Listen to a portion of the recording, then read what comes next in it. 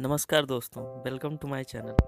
साल 2020 कुछ ऐसे गुजरा जिसमें हम लोगों को कोरोना, पैंडमिक और लॉकडाउन यही 3 वर्ड ज़्यादा सुनने को मिले। सभी को यही उम्मीद थी कि वैक्सीन आ जाए तो इस वैश्विक महामारी को रोका जा सकता है और अब कुछ वैक्सीन आ भी गई हैं, जैसे फाइजर बायोएनटेक वैक्सीन। ये वैक्सीन अमेरिका की कंपनी फाइजर एंड जर्मनी की कंपनी बायोएनटेक द्वारा बनाई गई है। Second, Moderna vaccine. ये वैक्सीन अमेरिकन कंपनी मॉडर्ना द्वारा बनाई गई है। Third, AstraZeneca.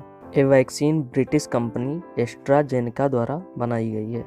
फोर्थ, साइनोफार्म्स कोविड-19 वैक्सीन। ये वैक्सीन चाइनीज कंपनी साइनोफार्म द्वारा बनाई गई है। कई देशों में ये वैक्सीन लगना स्टार्ट भी हो चुकी है, बट कुछ लोगों को वैक्सीन में इस्तेमाल किए गए प्रोडक्ट पे आपत्ति है। ये आपत्ति करने वाले कुछ धार्मिक लोग हैं जो वैक्सीन में गाय और सूअर के इस्तेमाल होने की बात कर रहे हैं। ये विवाद क्या है और इसमें कितनी सच्चाई है, ये समझने के लिए पहले हम वैक्सीन का कंपोजिशन देखते हैं, मतलब कि वैक्सीन किन चीजों से मिलकर बनी होती है। कोई भी वैक्सीन मेनली 7 चीजों से मिलकर बनी होती है: antigen, preservative, surfactant, diluent, residual, stabiliser and adjuvant. Vaccine में स्टेबलाइजर के रूप में जिलेटिन को मिलाया जाता है, जिससे वैक्सीन पैकिंग से लेकर लोगों के पास पहुंचने तक सुरक्षित रहती है। अब विवाद वैक्सीन में मिलाए जाने वाले इसी जिलेटिन को लेकर है, क्योंकि जिलेटिन एक प्रोटीन होता है जिसे गाय या सूअर के मांस और हड्डियों से बनाया जाता है।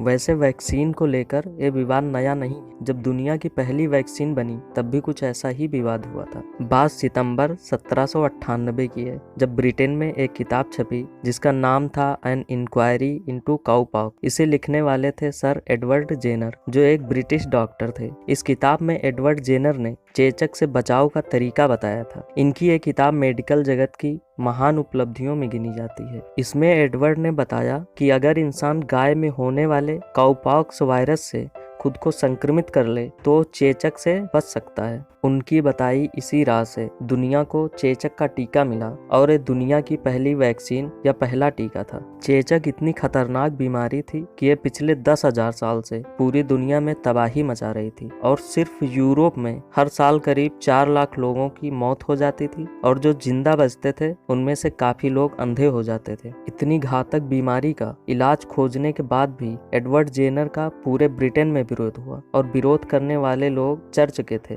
उनका कहना था कि चेचक एक ईश्वरीय बीमारी है जिसके द्वारा ईश्वर किसी इंसान को सजा देता है या फिर जीवन और मृत्यु को निश्चित करता है। चर्च ने कहा कि एडवर्ड ने चेचक का टीका बनाकर इस निंदा की है। इस निंदा का मतलब होता है ईश्वर के खिलाफ जाना। उस समय ब्रिटेन में टीके के विरोध का आलम यह था कि औरतें अपने बच्चों को लेकर नदी में कूद जाती थी जिससे उनको टीका न लगवाना पड़े। ये तो रहे पुराने विवाद, लेकिन आज के दौर की बात करें तो इंडोनेशिया के उलेमा काउंसिल ने कहा कि चेचक की वैक्सीन मुस्लिमों के लिए हराम है और इसका परिणाम ये हुआ कि पूरी दुनिया में सबसे ज्यादा चेचक के मामले इंडोनेशिया में पाए गए। हमारा पड़ोसी पाकिस्तान भी इस मूर्खता में पीछे नहीं है। वहाँ ये अफवाह फैला दी गई कि पोलियो की वैक्सीन लेने से बच्चे नहीं पैदा होंगे। इसका परिणाम ये हुआ कि आज भी पोलियो के सबसे ज्यादा केस पाकिस्तान से ही आते हैं। किसी भी देश में अगर 60% से कम लोगों के वैक्सीन लग पाती है तो बीमारी उस देश से कभी खत्म नहीं होगी। इसलिए जब भी वैक्सीन आए तो उसे जरूर लगवाएं। आज की वीडियो में इतना ही। मिलेंगे अपने नेक्स्ट वीडियो में। धन्यवाद।